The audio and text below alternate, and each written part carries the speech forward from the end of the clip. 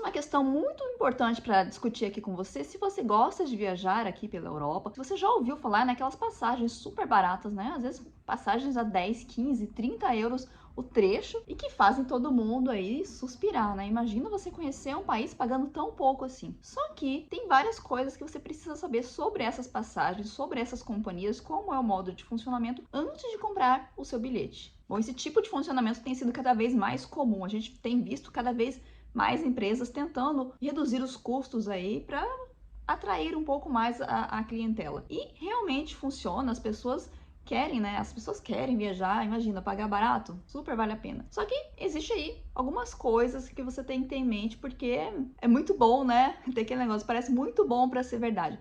É realmente muito bom, só que, primeira coisa, você tem que ver realmente o que está incluso na sua passagem. Então, quando você vai comprar uma passagem, vai estar sempre escrito, toda vez que você for comprar uma passagem de avião, vai estar escrito o que está incluso na tarifa. E você precisa ver com muita atenção o que é que está incluso na sua tarifa. Porque o que tem acontecido ultimamente? Eles têm cada vez mais restringido ali o número de privilégios que você pode ter, digamos assim. Bom, você sabe que para você escolher o seu assento, você precisa pagar, dependendo de onde você quer colocar o seu assento, você precisa pagar. Isso aí não é só em empresa, né, nas low cost, nas empresas normais também, eles também estão fazendo isso, de você ter que pagar para escolher o assento, coisa que antigamente a gente fazia sem pagar. Em relação à comida, a gente já sabe que não tem nada, né? Absolutamente nada, nem a água, ela é gratuita. Se você quiser um copo de água, você precisa pagar. É tudo pago. Você vai ali, você vai comprar a sua passagem. A única coisa que você vai ter direito, por enquanto, é de sentar ali no seu assento, que vai ser designado na hora que você for fazer o seu check-in ali, e você vai ter o seu assento. Em relação às bagagens, eles têm sido cada vez mais restritos em relação às bagagens.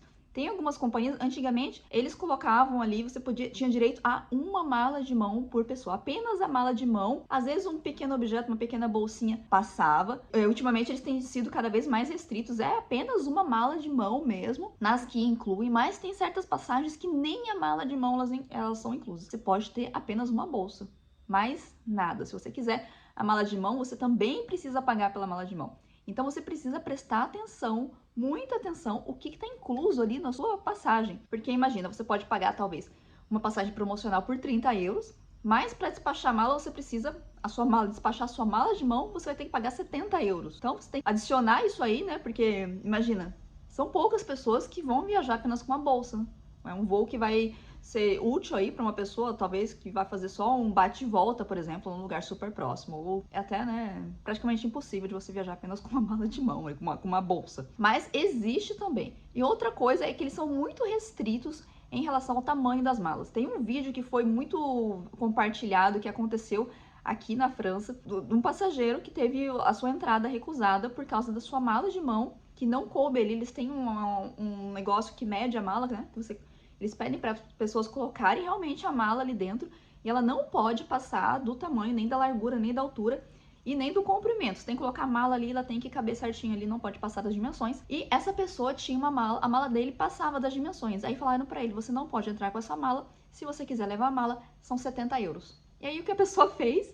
Ele quebrou as 4 rodinhas da mala e a mala entrou dentro daquele negócio ali. É um vídeo super engraçado de ver a pessoa quebrando as rodinhas da mala ali. Teve os passageiros que vieram ajudar ele a quebrar as rodinhas da mala. Porque imagina, você pagar 70 euros em uma mala, sendo que você pagou bem menos pela passagem. Não faz o menor sentido. E também porque uma mala custa bem menos do que 70 euros. Se você for comprar uma mala de mão, uma loja qualquer, você não vai comprar uma mala, super mala de mão, uma mala de mão comum mesmo, você não vai pagar 70 euros em uma mala de mão. Então, custava muito, era muito mais fácil para ele quebrar as rodinhas e depois jogar a mala fora do que pagar 70 euros apenas para levar a mala. Ele quebrou, colocou ali e eles deixaram ele passar. Ele foi embora com a mala sem as rodinhas. Mas então você tem que prestar muita atenção também, além de saber se a sua mala de mão ela está inclusa na passagem, você tem que prestar atenção para ver se as dimensões são boas ali, porque senão você vai ter esse problema que essa pessoa teve. Algumas empresas também têm restrição de peso, então você não vai poder colocar toda a sua 1 milhão de coisas dentro da sua mala de mão ali e, né, ser muito pesada. Então essas são todas as precauções que você tem que tomar em relação à mala de mão. Para você despachar a bagagem, é sempre pago, você tem que ver também o preço aí para despachar a bagagem, porque o que acontece? Às vezes, se você for contar esse preço de despachar a bagagem com o preço da passagem que você vai comprar, pode até sair mais barato você comprar em uma empresa normal, uma empresa que não seja low cost. Então você precisa fazer essa pesquisa, ver quanto que tá ali, se tá incluso, porque às vezes também se você for de uma membro de algum programa de fidelidade, você tem a mala inclusa. Então a passagem vai ser acabar saindo mais barata para você do que se você comprasse essa passagem super baratinha, mas que não tinha nada incluso. Outro ponto que você tem que tomar muito cuidado é em relação ao aeroporto que essas empresas operam. O que acontece? Várias cidades, por exemplo, como Paris, tem 3 aeroportos que servem a cidade de Paris e a região de Paris.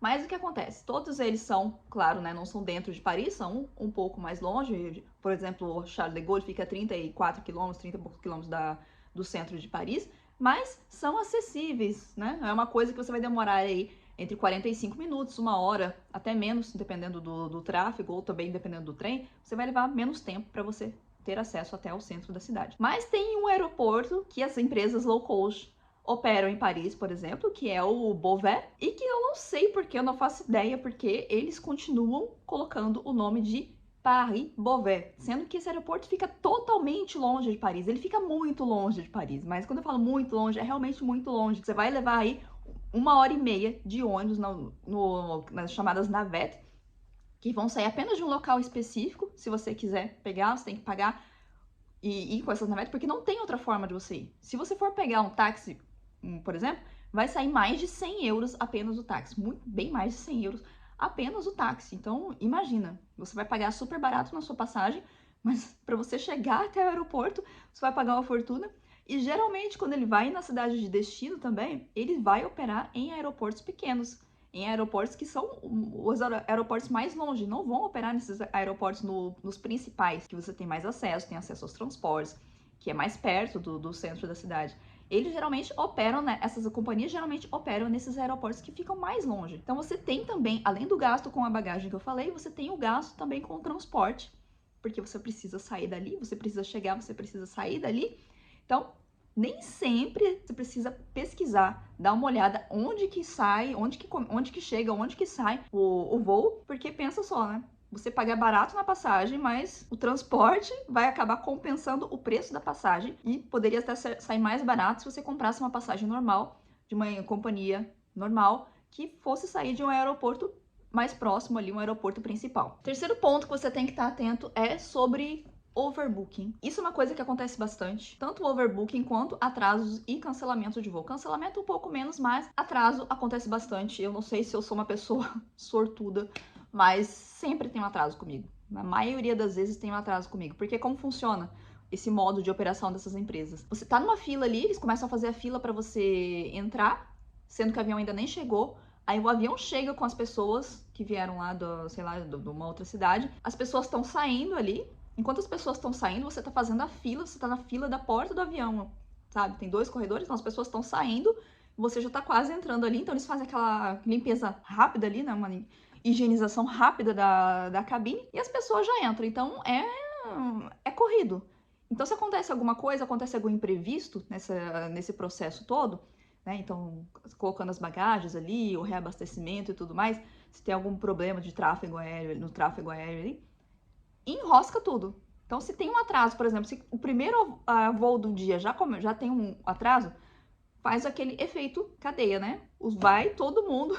Essa flor aqui tá sofrendo, deixa eu tirar essa flor daqui. Vai todo mundo ficar atrasado, né? Vai começar com um atraso, talvez ali de 30 minutos, aí vai indo, vai indo. Acaba acontecendo durante o dia outros pequenos atrasos, talvez algum atraso no embarque, e vai somando, né? Meia hora, 10 minutos, 15 minutos. Então, os últimos voos do dia geralmente vão ter aí algum tipo de atraso, porque os outros voos ao longo do dia sofreram também um atraso. Então, é comum que tenha algum tipo de atraso quando você vai com esse tipo de companhia aérea. E o overbooking, ele acontece em todas as companhias, tende a acontecer um overbooking aí, mas acho que nessas companhias eles acontecem com mais frequência. E tem um caso engraçado que eu conversei com uma pessoa recentemente que pegou uma companhia low cost, que foi um overbooking totalmente bizarro. Eu nunca tinha ouvido falar nessa história. Mas ela me falou que foi assim, ela foi fazer o check-in.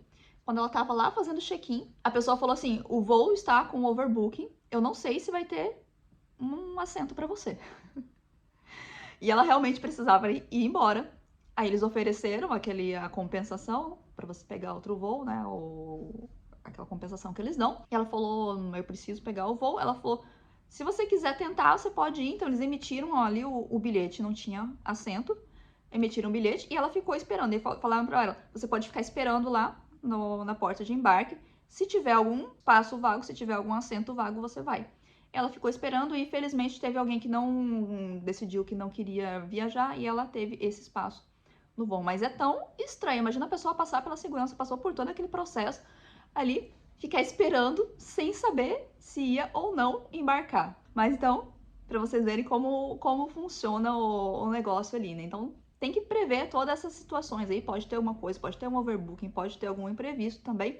E imagina a gente calcular tudo isso aí, né? A história das malas com o transporte, com o overbooking. Imagina se você tiver que sair daquele aeroporto que fica lá longe, arrumar um hotel para você ficar durante a noite. Então, toda essa logística de ficar se locomovendo vai sair bem mais caro. Eu uso, pessoalmente, empresas low cost. Quando eu vou pesquisar um voo aqui na Europa, eu vou pesquisar um voo mais barato. Não procuro por conforto, nem nada disso. Não vou pesquisar por voos diretos, porque geralmente é próximo, não é uma coisa que me impacta. Então, eu opto pelas empresas. Mas eu sei, de antemão, eu sei o que pode acontecer. E é isso que eu queria trazer aqui nesse vídeo, o que pode acontecer.